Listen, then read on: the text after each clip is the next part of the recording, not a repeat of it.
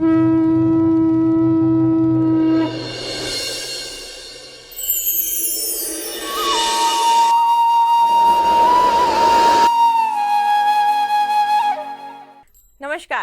आप सभी का बहुत बहुत स्वागत है हमारे विशेष कार्यक्रम समस्या आपकी समाधान हमारा में। और मैं हूं आपके साथ रश्मि मनन। दर्शकों, कहते हैं जब जीवन में समस्याएं आने लग जाती हैं तो लोग ज्योतिष का सहारा लेते हैं और ज्योतिषाचार्यों के माध्यम से उपाय जानकर अपनी समस्याओं को समाप्त करने के प्रयास करते हैं। हर तरीके के उपाय करते हैं, हर प्रयास करते हैं, लेकिन समस्याएं कभी कभी समाप्त नहीं हो पाती हैं। तो क्या आप लोग जानते हैं कि उसका कारण आप खुद भी हो सकते हैं? अब आप सोच रहे होंगे हम खुद कैसे हो सकते हैं उसका कारण। तो मैं आपको बता दूं कि यदि आपके घर में कोई वास्तु दोष हो, आपने घर की चीजों को ठीक प्रकार से सुसज्जित नहीं किया हो, तो आपके साथ तमाम प्रकार की समस्याएं आ जाती हैं और उनके उपाय करने के बावजूद भी वो समाप्त नहीं होती है जब तक कि आप वास्तु का निवारण ना करवा लें। जी बिल्कुल सही सुना आपने, क्योंकि वास्तु दोष एक ऐसा दोष होता है जिसके कारण भी आपके जीवन में नई नई समस्याएं आकर खड़ी हो जाती हैं। लेकिन अगर समस्याएं हैं तो उनके समाधान भी हैं, और समाधान जानने के लिए आपको इस कार्यक्रम में कॉल करना पड़ेगा। और आपकी समस्याओं का समाधान बताने के लिए आज एक बार फिर से हमारे साथ स्टूडियो में मौजूद है जाने माने विश्व प्रसिद्ध ज्योतिषाचार्य महेंद्र कृष्ण भारद्वाज जी। तो आइए उनका स्वागत करते हैं। आचार्य जी, आपका बहुत बहुत स्वागत है। जय श्री कृष्णा। भगवान आपका कल्याण करे। तो दर्शकों, यदि आप भी आचार्य जी से बात करना चाहते हैं, अपनी समस्याओं के समाधान जानना चाहते हैं, खासकर कुंडली बनवाना चाहते हैं, कुंडली का विश्लेषण करवाना चाहते हैं, या फिर वास्तु दोष का निवारण करवाना चाहते हैं, तो हमें लगातार कॉल करते रहें। नंबर आपकी टीवी स्क्रीन पर दिखाए जा रहे हैं। साथ ही आपके जीवन में यदि तमाम प्रकार की समस्याएं चल रही हैं, घर में लगातार कलेश बना हुआ है, बच्चे नहीं पढ़ते हैं, बच्चों के करियर को लेकर परेशान है, लव मैरिज नहीं हो पा रही है, दाम्पत्य जीवन सुखी नहीं है, संतान की प्राप्ति नहीं हो रही है, धन की प्राप्ति नहीं हो रही है, ऐसी तमाम प्रकार की परेशानियों ने आपको घेरा हुआ है, तो नंबर आपकी टीवी स्क्रीन पर दिखाए जा रहे हैं। अब आप बिल्कुल निश्चिंत हो जाएं, क्योंकि इन नंबर पर कॉल कर आप अपनी समस्याओं का समाधान जान सकते हैं। और जैसे कि कार्यक्रम का नाम भी है कि समस्याएं आपकी और समाधान हमारा, तो यदि आप अपनी समस्याएं बताएंगे तो हम आपको उनका समाधान बताएंगे। तो लगातार कॉल करते रहें। नंबर आपकी टीवी स्क्रीन पर लगातार फ्लैश किए जा रहे हैं। तो आचार्य जी, कार्यक्रम की शुरुआत करेंगे मंगलाचरण से। वक्रतुंड महाकाय सूर्यकोटि समप्रभा निर्विघ्नं कुरु मे देव सर्वकार्येषु सर्वदा। वसुदेव सुतं देवं कंसचारूणमर्दनं देवकी परमानन्दं कृष्णं वंदे जगद्गुरुम्। वसुदेव नंदन भगवान श्री कृष्ण को प्रणाम करते हुए प्रिय दर्शकों, समस्या आपकी समाधान हमारा कार्यक्रम में आप सभी का हार्दिक अभिनंदन, हार्दिक स्वागत। जी हाँ, बिल्कुल आचार्य जी। आज हम लोग कार्यक्रम में बात करेंगे वास्तु दोष की। जैसे कि हम अपने दर्शकों को पहले भी जानकारियां वास्तु के बारे में दे चुके हैं, लेकिन वास्तु एक इतनी बड़ी जानकारी है जो कि जितनी दो उतनी ही कम है, क्योंकि घर के अंदर यदि एक सामान भी गलत जगह पर रख दिया जाए तो उससे वास्तु दोष उत्पन्न हो जाता है। तो आज वास्तु दोष के बारे में जानकारियां देंगे, लेकिन कार्यक्रम को आगे बढ़ाने से पहले मैं चाहूंगी आप हमारे दर्शकों को बताएं कि वास्तु दोष होता क्या है और किस प्रकार से जातकों को प्रभावित कर सकता है। देखिए प्रिय दर्शकों, जिस तरह हमारे कुंडली में कोई ना कोई ग्रह खराब हो जाता है, उस ग्रह खराब होने की वजह से हमारे जीवन में अनेक प्रकार की समस्याएं उत्पन्न होती हैं। हम परेशान हो जाते हैं, किसी न किसी ज्योतिषाचार्य के माध्यम से जाकर के संपर्क बनाते हैं, अपनी कुंडली दिखाते हैं, तब हमें पता चलता है कि हमारा ग्रह ये खराब है। इसी तरह यदि हमारे जीवन में जहाँ हम रहते हैं, जिस निवास स्थान में यदि वास्तु दोष बन जाए, तो वैसी ही समस्याएं, जैसे बुरे ग्रहों की वजह से हमारे जीवन में परेशानी आती हैं, वैसे वास्तु दोष की वजह से भी जीवन में बहुत सारी समस्याएं सामने आ जाती हैं। लोग दिन रात मेहनत करते हैं, परिश्रम करते हैं, धन खूब कमाते हैं, लेकिन या तो बीमारी के द्वारा चला जाता है या कोई ना कोई ऐसा कारण बन जाता है, कोर्ट कचहरी के कारण चला जाता है। यानी घर में एक समस्या समाप्त नहीं होती, कोई ना कोई दूसरी समस्या बन जाती है। इसका विशेष मुख्य कारण यह होता है कि हमारे घर में कोई ना कोई वास्तु दोष बनता है। ज्यादातर अधिकतर लोगों के यहाँ लोग मकान बनाते हैं, लेकिन इस विषय का ध्यान नहीं करते हैं कौन सा भाग हमारा ऊंचा होना चाहिए, कौन सा भाग नीचा होना चाहिए। देखिए, जब हम मकान का निर्माण करते हैं तो हम इस चीज को जरूर ध्यान दें कि कभी भी मकान का पिछला हिस्सा जो होता है वो नीचा नहीं होना चाहिए, हमेशा हमारा पिछला हिस्सा ऊंचा होना चाहिए। अगर ऐसा होगा तो जीवन में कोई समस्या नहीं आएगी। हमेशा जल का जो निकास होता है, हमें पूर्वी भाग या उत्तरी भाग की तरफ जल का ढलान करना चाहिए, जल की निकासी करना चाहिए। दक्षिणी भाग उठा होना चाहिए, ऊपर की तरफ होना चाहिए। अगर ऐसे मकान में जहाँ तक रहता है तो उसके जीवन में कोई समस्या नहीं आएगी।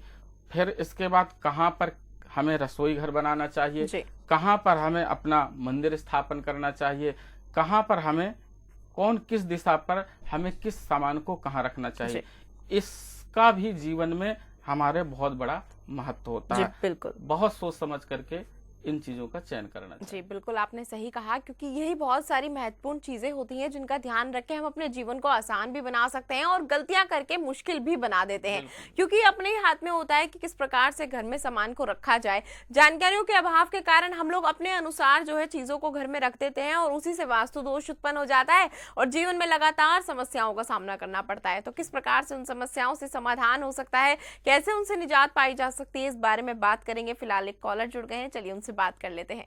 स्वागत है आपका कार्यक्रम में, नाम बता दें अपना। जी नमस्कार। नमस्कार, नाम बताएं अपना। तुषार। तुषार जी, किसके बारे में जानना चाहते हैं आप? जी मैं अपने बारे में जानना चाहता हूँ। मैं अपने बारे में जानना चाहते हैं, अपनी जन्म की तारीख बता दें। 19 अप्रैल 1989। जन्म का समय और स्थान बताएं तुषार जी। दोपहर के 12:45। दोपहर के 12:45। जन्म स्थान बताएं। जी पटना। क्या जानना चाहते हैं आचार्य जी से? मैं गुरु जी से जानना चाहता हूँ कि मैंने अपना जॉब करता पहले जी, अब मैं अपना बिजनेस करना चाहता हूँ जी, तो मैं वो उसमें सफल रहूंगा या नहीं रह पाऊंगा? जी बिल्कुल, अवश्य आपकी समस्या का समाधान आपको बताया जाएगा, आपका मार्गदर्शन किया जाएगा। आचार्य जी, मार्गदर्शन प्राप्त करना चाहते हैं, कहते हैं कि जॉब करते हैं और बिजनेस करना चाहते हैं, यदि शुरू करते हैं तो सफलता हासिल होगी या नहीं होगी? जी तुषार जी, आपकी कुंडली कर्क लग्न की आपकी कुंडली है और आपकी कन्या राशि है। देखिए, आपको व्यापार में बहुत अच्छी सफलता मिलेगी अगर आप व्यापार करते हैं। कहते हैं मंगल और शनि से संबंधित, यदि व्यापार के आपके कारक हैं तो 2 ग्रह हैं, एक तो मंगल ग्रह और एक शनि ग्रह। इनसे संबंधित शनि आपके 6वें घर में विराजमान है।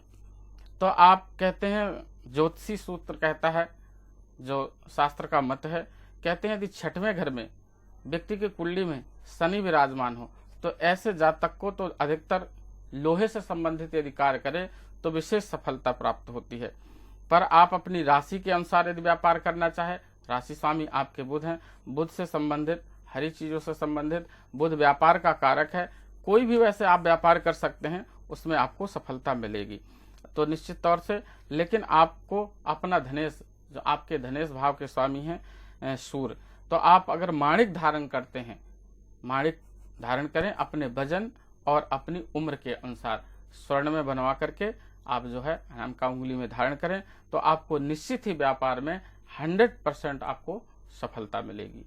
ये आप कार्य करें, भगवान आपका मनोरथ पूर्ण करेगा। जी हाँ बिल्कुल तुषार जी, बहुत ही आसान उपाय है जो आपको आचार्य जी ने बताया। यदि आप बिजनेसमैन बनना चाहते हैं, बिजनेस शुरू करना चाहते हैं, उसमें सफलता हासिल करना चाहते हैं तो इस उपाय को अवश्य करें, अवश्य ही आपको सफलता हासिल होगी। यदि उसके बावजूद भी आपको लगता है कि कोई सवाल ऐसा रह गया है जो आप पूछना चाहते हैं या फिर मन में कोई शंका या जिज्ञासा रह गई हो तो आप फिर से कॉल कर सकते हैं, आचार्य जी से बात कर सकते हैं। साथ ही व्यक्तिगत रूप से मिलना चाहते हो तो भी अपनी अपॉइंटमेंट फिक्स करवा सकते हैं। नंबर लगातार आपकी टीवी स्क्रीन पर दिखाए जा रहे हैं, बाकी जहाँ तक भी हमें कॉल कर सकते हैं, आचार्य जी से बात कर सकते हैं, व्यक्तिगत रूप से मिल सकते हैं, हवन करवा सकते हैं, अनुष्ठान करवा सकते हैं, किसी उपाय की विधि जानना चाहते हैं वो जान सकते हैं, हवन की सामग्री मंगवा सकते हैं, रत्न मंगवा सकते हैं। लेकिन इन नंबरों पर आपको कॉल करना पड़ेगा, आपकी टीवी स्क्रीन पर लगातार नंबर फ्लैश किए जा रहे हैं। तो आचार्य जी, वास्तु के बारे में बात करेंगे। जैसे वास्तु दोष जो है किसी भी तरीके से उत्पन्न हो सकता है। यदि बात की जाए घर के भंडार गृह की तो उसको किस दिशा में होना चाहिए और किस प्रकार से उसे सुसज्जित किया जा सकता है? बिल्कुल, देखिए, वास्तु के अनुसार यदि देखा जाए तो सबसे पहले हमें अपने रसोई का चयन करना चाहिए। भंडार गृह तो उत्तर दिशा में स्थापित करें तो बहुत ही अच्छा होता है। लेकिन अब आज के जमाने में लोग जहां पर किचन बनाते हैं अपना, वहीं पर ये सारी सामग्रियां इकट्ठा करते हैं। तो इसके लिए विशेष ध्यान देने योग्य बात है कि हमें हमेशा अग्निकोण का चयन करना चाहिए, यानी पूरब और दक्षिण का जो कोना होता है वहां का जो भाग होता है वो अग्निकोण कहलाता है। तो वहां पर हमें किचन बनाना चाहिए। गृहिणी किचन बनाए तो भोजन बनाते समय उसको विशेषता मुख्यतः इस बात का ध्यान देना चाहिए कि उसका मुख पूर्वाभिमुख मुख हो, पूरब की तरफ मुख हो और दक्षिण में हमारे किचन हो। लेकिन लोग जल और आग का संबंध एक जगह कर देते हैं, यह जीवन के लिए बहुत ही ज्यादा नुकसानदायक होता है। जहां पर जल का संबंध और आग का संबंध एक साथ हो जाएगा, ऐसे घरों में चोरी का भय बना रहता है, आग लगने का भय बना रहता है। इसलिए आप जल को का जो स्थान बनाएं तो अग्निकोण को छोड़ करके बनाएं, या पहले किचन बनाएं, इसके बाद उल्टे हाथ में जा करके जल के लिए, बर्तन इत्यादि धोने के लिए जल का निवास बनाएं। और उत्तर दिशा में हो सके तो अपना भंडार गृह स्थापित करें। अन्यथा फिर तो किचन से संबंधित अगर आप करना चाहते हैं व्यवस्थित, तो किचन के ऊपर ही अपना दक्षिण दिशा में भी आप इसको स्थापित कर सकते जी हैं। बिल्कुल, आपने बहुत अच्छी जानकारी दी है। साथ ही यदि अगर मंदिर स्थापित करना हो तो कहा जाता है कि पूर्व दिशा की ओर मुख करके पूजा करनी चाहिए, लेकिन अगर ईशान कोण की बात मैं आपसे करूं तो ईशान कोण को किस तरीके से व्यवस्थित करें और मंदिर की स्थापना किस दिशा में की जाए? बिल्कुल, बहुत अच्छा प्रश्न है आपका। देखिए, जहां भी व्यक्ति रहता है अगर वहां मंदिर ना हो तो वैसा मकान शमशान भूमि के समान होता है। तो हमें भले आज के स्थिति परिस्थिति के अनुसार भले छोटा हो बड़ा हो कैसा भी हो, मंदिर के लिए हमें स्थान अवश्य निकालना चाहिए। तो शास्त्र का तो पहला मत यही है कि पूरब और उत्तर का जो कोना होता है उसे कहते हैं ईशान कोण। यदि ईशान कोण में हम मंदिर की स्थापना करते हैं तो व्यक्ति का ऑटोमेटिक पूजा जब करेगा तो पूर्व दिशा की तरफ मुख हो जाएगा। कहते हैं पूर्वाभिमुख होकर के या उत्तराभिमुख होकर के पूजा की जाए तो विशेष फलदायक होती है। ये सुबह के लिए नियम होता है। यदि दोपहर के 12 बजे के बाद हमें कोई पूजा करनी है शाम के समय, तो हम पश्चिम दिशा का भी उपभोग कर सकते हैं। पहला स्थान तो मंदिर के लिए यह सर्वश्रेष्ठ है।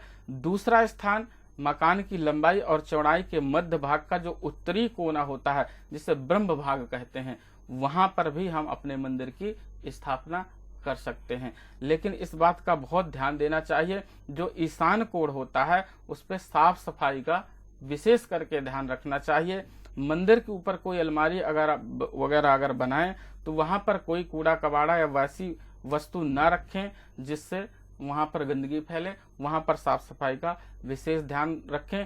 पूजा से ही संबंधित सामग्री उसके ऊपर रखें तो ज्यादा बेटर होगा और जीवन में तरक्की और धन की प्राप्ति होगी ऐसे लोग। जी बिल्कुल, आपने सही कहा। जैसे मंदिर के बारे में तो आपने जानकारी दे दी, आपने बताया कि मंदिर की स्थापना इस दिशा में होनी चाहिए और किस प्रकार से पूजा अर्चना करनी चाहिए। साथ ही पितृ जो होते हैं वो भी पूजनीय होते हैं, तो उनके लिए भी स्थान देखना आवश्यक हो जाता है, क्योंकि ऐसा कहा जाता है कि उनके लिए भी एक दिशा निर्धारित होती है कि किस दिशा में उनकी फोटो लगाएं, किस दिशा की ओर मुख करके उनकी पूजा की जाए। अन्यथा अगर गलत दिशा की ओर मुख करके पूजा की जाए तो वो अप्रसन्न हो जाते हैं और तमाम प्रकार की समस्याएं घर में आ जाती हैं, ऐसा सुनने के लिए मिलता है। तो यदि पूर्वजों की फोटो लगाएं या फिर उनकी पूजा करें तो कौन सी दिशा ठीक रहती है? देखिए, लोग ज्यादातर अक्सर यही गलती करते हैं, कहते हैं जो भगवान विष्णु हैं, भगवान भोलेनाथ हैं, भगवान शंकर हैं, कोई भी 33 कोटि देवता हैं, हम मंदिर में स्थापित कर लेते हैं, उनको भी पितृदेव समझ करके मंदिर में रख लेते हैं कि दोनों देव एक समान समझ करके। ये जीवन में हम बहुत बड़ी गलती करते हैं। पितृदेवों का स्थान जो होता है और देवताओं का जो स्थान होता है वो अलग अलग होना चाहिए, एक ही दिशा पे नहीं। कोई भी शुभ कर्म किया जाता है तो मैंने पहले बताया आपको, या तो पूर्वाभिमुख होकर के करिए या उत्तराभिमुख होकर के पूजन करिए, या शाम का समय हो तो पश्चिमाभिमुख पूजा कर सकते हैं। कभी भी व्यक्ति को दक्षिणाभिमुख होकर के पूजा नहीं करना चाहिए। लेकिन पितरों की जो भी पूजा होती है ये दक्षिणाभिमुख होकर के ही पूजा की जाती है। इसलिए जहां पर मंदिर हो वहां पर पितरों की तस्वीर इत्यादि की स्थापना नहीं करना चाहिए, या गृहस्थ जीवन जोड़ा जहां पर सोता हो विश्राम करता हो वहां पर भी पितरों की पूर्वजों की तस्वीर नहीं लगाना चाहिए।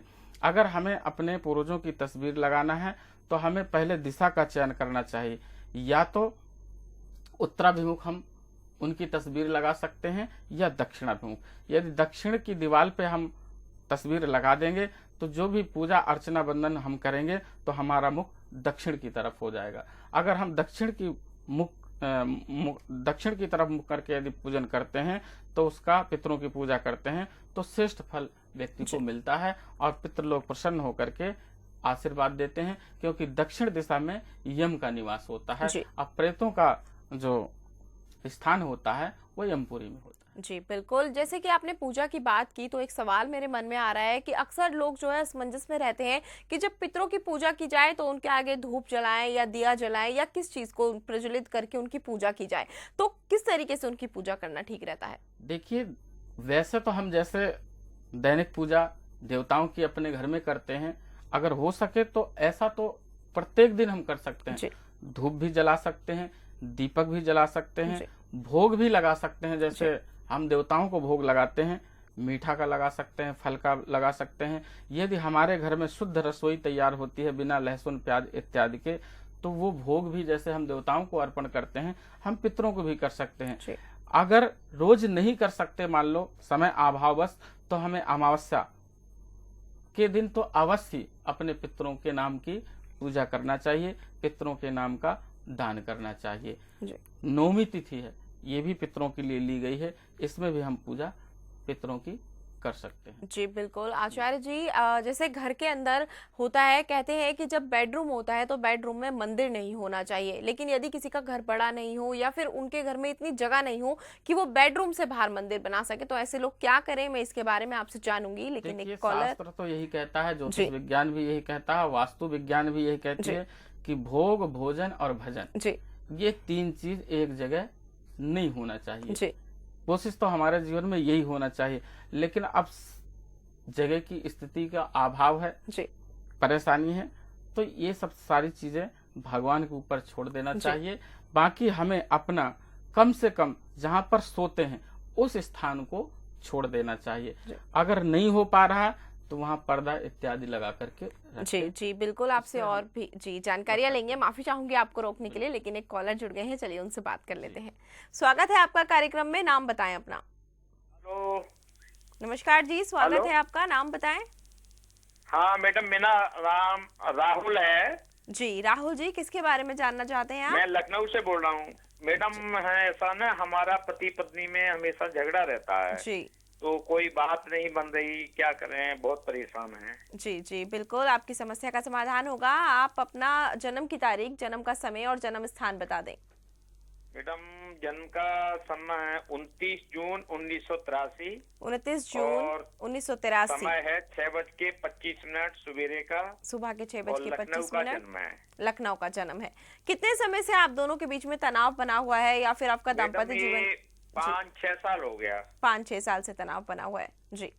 तो आचार्य जी, दाम्पत्य जीवन सुखी नहीं है इनका। जी राहुल जी, आपकी कुंडली धनु लग्न की कुंडली है आपकी, और आपकी मकर राशि है, और सप्तम भाव में आपके चतुर्ग्रही योग बन रहा है। पृथकताकारी ग्रह भी बैठे हैं, सूर्य बैठा हुआ है, राहु बैठा हुआ है, मंगल और बुध, चतुर्ग्रही योग बन रहा है। और आपकी कुंडली में अंगारक योग भी बन रहा है, जिस वजह से पति पत्नी के संबंधों में बिगाड़ आ रहा है, तनाव आ रहा है। इसके लिए आपको उपाय करना पड़ेगा।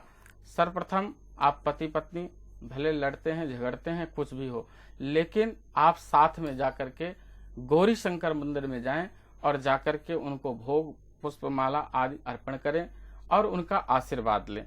इसके पश्चात आप अपना वजन और उम्र के अनुसार एक पन्ना नग जो है उसको मंगा करके आप अपना सोने में उसको धारण करें, पर इसका विशेष ध्यान दें उसके मंत्र जापों का, प्राण प्रतिष्ठा का। ये करवा करके यदि आप धारण करते हैं तो आपके जीवन में निश्चित रूप से सफलता मिलेगी। आपके पति पत्नी के जो संबंधों में बिगाड़ आ रहा है वो बिगाड़ समाप्त हो जाएगा और आपके जीवन में मधुरता आएगी और दाम्पत्य जीवन का पूर्ण सुख, पूर्ण लाभ प्राप्त होगा। अगर ज्यादा कुछ विशेष जानकारी लेना है तो दिए गए नंबरों पर संपर्क करें या हमारी संस्था में आकर के संपर्क बनाएं। जी हाँ, बिल्कुल आपको उपाय बता दिया है आचार्य जी ने। उम्मीद करती हूँ जो आप जानना चाहते थे वो जानकारी आपको प्राप्त हो चुकी है। यदि उसके बावजूद भी आप कोई और सवाल आचार्य जी से पूछना चाहते हैं या फिर आप चाहते हैं कि फिर आप आचार्य जी से आकर व्यक्तिगत रूप से मिल लें और आपकी जो समस्याएं हैं वो समाप्त हो जाएं, क्योंकि मात्र एक कॉल के माध्यम से जानकारियां लेना इतना संभव नहीं हो पाता है और ना ही जानकारियां देना संभव हो पाता है, क्योंकि बाकी कॉलर्स भी लाइन में होते हैं, समय का अभाव होता है और बहुत सारी बातें ऐसी होती हैं जो सार्वजनिक तौर पर नहीं की जा सकती हैं। तो यदि आप चाहते हैं कि आपका व्यक्तिगत रूप से आचार्य जी से मिलने के बाद सभी प्रकार की समस्याओं का समाधान हो जाए, तो इन नंबरों पर लगातार कॉल करते रहें, अपनी अपॉइंटमेंट फिक्स करवा लें और आचार्य जी से आकर व्यक्तिगत रूप से मिलकर तमाम प्रकार की समस्याओं के समाधान जान लें। और बाकी जातक भी हमें कॉल कर सकते हैं। साथ ही यदि कोई रत्न मंगाना चाहते हैं, रत्न किस तरीके से धारण किया जाए इसके बारे में जानना चाहते हैं, कोई उपाय जानना चाहते हैं, उसकी विधि जानना चाहते हैं, उपाय करते समय कैसी सामग्रियों का इस्तेमाल किया जाए उसके बारे में जानकारी प्राप्त करना चाहते हैं, या फिर कोई भी सामग्री मंगवाना चाहते हैं, तो इन नंबरों पर लगातार कॉल करते रहें। नंबर आपकी टीवी स्क्रीन पर दिखाए जा रहे हैं। तो आचार्य जी, यदि घर के अंदर लगातार कलेश बना हुआ हो और वो कलेश समाप्त नहीं हो रहा हो, तो किस तरीके से उसको समाप्त किया जा सकता है? कौन सा वास्तु दोष उसका कारण उत्पन्न होता है? देखिए, सबसे ज्यादा क्लेश व्यक्ति के जीवन में तब बढ़ता है जब उनके मकान पर जी सीलन आती है। जी अगर सीलन आने लगे मकान में तो समझो उनके घर में दुर्भाग्य का आना शुरू हो गया। लड़ाई झगड़े से ही शुरुआत होगी और धीरे धीरे करके उनकी तरक्की समाप्त होने लगती है। या घर में जो नल टोटियां होती हैं उनसे बूंद बूंद करके पानी टपकता रहता है, इस विषय पर लोग ध्यान नहीं देते हैं। इसका विशेष तरह से लोगों को ध्यान में रखना चाहिए इस बात को, क्योंकि वो जो बूंद बूंद करके पानी टपकता है उससे हमारे घर की जो पॉजिटिव एनर्जी होती है वो धीरे धीरे करके पानी के साथ में निकल जाती है। और जो घर में दीवारों में सीलन आती है उससे नेगेटिव ऊर्जा जो है उत्पन्न होती है, जो हमारे धन के लिए, कार व्यापार के लिए और स्वास्थ्य के लिए और लड़ाई झगड़े के लिए विशेष कारण बनती है। तो या तो जल्दी से जल्दी हम उस सीलन का इंतजाम करें, कोई ना कोई वो करें, या हम अपना मकान बदलें, तो इससे उसके जीवन में बड़ी जल्दी खुशहाली आएगी। जी बिल्कुल, क्योंकि यदि अगर नेगेटिव एनर्जीज घर में आ जाती हैं तो किसी का भी माइंड जो है वो एक जगह पर नहीं रह पाता है, मानसिक तौर पे लोग परेशान रहते हैं, हमेशा डिप्रेशन में रहते हैं और समस्याएं जो है कम होने की जगह और ज्यादा बढ़ जाती हैं। ये तो आपने बता दिया, लेकिन साथ ही यदि किसी के घर में धन नहीं आ रहा हो, धन का आगमन नहीं हो रहा हो, या फिर अगर धन की तिजोरी घर में स्थापित करनी हो, तो कौन सी दिशा उसके लिए ठीक रहती है? जी, धन की तिजोरी के लिए, धन आगमन के लिए हमें सर्वप्रथम ये देखना चाहिए कि हमारी अलमारी की दिशा क्या है। जी, सबसे पहले देखिए, कुबेर का निवास जो होता है उत्तरी दिशा में होता है और देवताओं का मुख्य स्थान जो है उत्तरी दिशा ही बताया गया है। इसलिए जब भी हम अपनी अलमारी को रखें तो ये ध्यान देना चाहिए कि हमें साउथ, जो दक्षिण की दीवार होती है, उधर की तरफ पीठ करके यदि अलमारी को रखेंगे तो जब उसका दरवाजा हम खोलेंगे तो मुख्य दरवाजा हमारा उत्तरी दिशा में हो जाएगा। अगर धन की बचत नहीं हो रही है तो हमें मंगलवार के दिन हनुमान जी के महाराज के मंदिर में जाना चाहिए और चमेली के तेल से मिला करके सिंदूर का वहां पर लेपन करना चाहिए। लेपन करने के बाद उनके सीधे पैर का जो सिंदूर है अपने माथे पर लगाएं और कुछ सिंदूर लेकर के आएं तो अपने मुख्य दरवाजे पर 9 अंगुल चौड़ी और 9 अंगुल लंबी ऐसी लाइन खींच करके हमें सतिया स्वास्तिक बनाना चाहिए। उससे क्या होता है, धन की वृद्धि होती है। और दूसरा स्वास्तिक आकर के हमें अलमारी में, जहां पर हम तिजोरी बना रखते हैं, जहां पर हम अपना धन रखते हैं, वहां पर भी स्वास्तिक के यदि चिन्ह बनाएं तो हनुमान जी महाराज की ऐसी कृपा प्राप्त होती है, लक्ष्मी माता प्रसन्न हो जाती हैं और वहां पर धन की आकर के वृद्धि होती है। जी हाँ बिल्कुल आचार्य जी, आपने लक्ष्मी जी की बात की तो एक सवाल मेरे मन में आ गया। कहा जाता है कि जब घर के अंदर झाड़ू लगाई जाती है तो झाड़ू को भी लक्ष्मी माता का रूप माना जाता है, तो झाड़ू को किस प्रकार से घर में रखा जाए? क्योंकि बहुत से लोग ऐसे कहते हैं कि झाड़ू को छुपा कर रखना चाहिए, तो झाड़ू को रखने की दिशा कौन सी होती है? झाड़ू दिशा तो आप पूरब में भी रख सकते हैं, उत्तर में भी रख सकते हैं, पश्चिम में भी रख सकते हैं, दक्षिण में भी रख सकते हैं। झाड़ू रखने का दोष नहीं होता है, झाड़ू किसी के सामने बार बार यदि आए, कोई हमारे घर में अतिथि आता है, आगंतुक आता है, यदि उसकी दृष्टि के सामने यदि बार बार वो नजर में आती है तो वहां पर लक्ष्मी माता रुष्ट हो जाती है। इसलिए हमें झाड़ू का कार्य जो है अपना निवृत्त करने के बाद, साफ सफाई करने के बाद कुछ ऐसी जगह में छुपा करके रखना चाहिए ताकि किसी के नजर में ना आए। देखिए, चाहे घर की इज्जत हो, चाहे बेटी हो, चाहे बहू हो और चाहे घर की लक्ष्मी हो, इनको यदि पर्दे में रखा जाए तो ज्यादा अच्छी होती है और ज्यादा अच्छी उपलब्धि होती है और ज्यादा अच्छा उनके साथ जो है जी। व्यवहार होता है। जी। इसलिए उनको खुले स्थान पे नहीं रखना चाहिए। जी बिल्कुल। और साथ ही बहुत से लोग होते हैं कि अपने घर के बाहर मुख्य द्वार के ऊपर ही टाइल या फिर कोई फोटो लगा देते हैं गणेश जी की, और कहा जाता है कि गणेश जी तो द्वारपाल होते ही नहीं है। तो यदि गणेश जी की फोटो वहां लगा दी जाए, और ऐसी मान्यता है कि गणेश जी के पीठ की तरफ दरिद्रता का वास होता है, तो किस तरीके से उस वास्तु को ठीक किया जाए? देखिए, अब वो तो गलती की वजह से अगर लोग ऐसा कर देते हैं तो हमें इस बात का ध्यान देना चाहिए, जो हमारा अंदर का भाग होता है जी। जहां से हम बाहर एंट्री करते हैं, तो उसके ऊपर हम अंदर की तरफ मुख करके भगवान श्री गणेश जी की यदि स्थापना कर दें तो उससे वास्तु दोष का प्रभाव दूर हो जाता है। मुख्य दरवाजे पर तो किसी न किसी देवी देवता का स्थान होना जी। चाहिए। अब गणेश जी तो हमारे विघ्न विनाशक देवता हैं। जी। कहीं भी स्थापना उनकी कर दी जाए, वो कभी किसी का अनिष्ट नहीं करते हैं, पर मुख्य दरवाजे पर लगा देना बाहर की तरफ, ये हमारे लिए नुकसानदायक होता है। तो इस बात का विशेष व्यक्ति को ध्यान देना चाहिए कि भगवान श्री गणेश की तस्वीर जब हम बाहर की तरफ निकलें तो उनका मुख हमारी तरफ हो, तो हमें लक्ष्मी की, धन की और हर कार्य में जिस कार्य करने के लिए हम जाएंगे तो सफलता प्राप्त होगी। कहते हैं यदि घर में बहुत बड़ा वास्तु दोष हो, बड़ी दिक्कत है, बड़ी परेशानी है, तो हमें हरे रंग के गणेश जी पूरब दिशा में स्थापित कर दें तो हमारे घर का बड़ा से बड़ा वास्तु दोष खत्म हो जाता है। धन धान की, लक्ष्मी की प्राप्ति हमारे जीवन में होने लगती है। जी हाँ बिल्कुल। बहुत ही अच्छी अच्छी जानकारियाँ आपने हमारे दर्शकों को दी। इतनी विशेष प्रकार की जानकारियाँ मिलना संभव नहीं हो पाता है। लोग लाख प्रयास करते हैं, हर जगह भटकते रहते हैं, लेकिन फिर भी इतनी महत्वपूर्ण जानकारियाँ उनको नहीं मिल पाती हैं। लेकिन आपने इतनी अच्छी जानकारियाँ उनको दी, उनका मार्गदर्शन किया, आप यहाँ पर आए, उसके लिए आपको बहुत बहुत धन्यवाद। राधे। तो दर्शकों, आज आपने जाना कि किस प्रकार से आप वास्तु दोष का जो है निवारण कर सकते हैं, कैसे अपनी समस्याओं से निजात पा सकते हैं और कौन से उपाय करके आप अपने जीवन को आसान बना सकते हैं। यदि ऐसी ही महत्वपूर्ण जानकारी आप लगातार प्राप्त करना चाहते हैं तो इन नंबरों पर कॉल करते रहें। साथ ही यदि आप आचार्य जी से आकर व्यक्तिगत रूप से मिलना चाहते हैं, कुंडली का विश्लेषण करवाना चाहते हैं, जन्म पत्रिका बनवाना चाहते हैं या फिर हवन अनुष्ठान या फिर कोई उपाय करवाना चाहते हैं, तो इन नंबरों पर लगातार कॉल करते रहें। नंबर आपकी टीवी स्क्रीन पर दिखाए जा रहे हैं। ऐसी ही जानकारी हम आपको देते रहेंगे। लेकिन आज घड़ी की सुई इशारा कर रही है, समय का अभाव है, हमें यहाँ रुकना पड़ेगा। आपसे फिर मुलाकात होगी अगले एपिसोड में बहुत सारी जानकारियों के साथ। तब तक के लिए मुझे भी दीजिए आज्ञा। नमस्कार।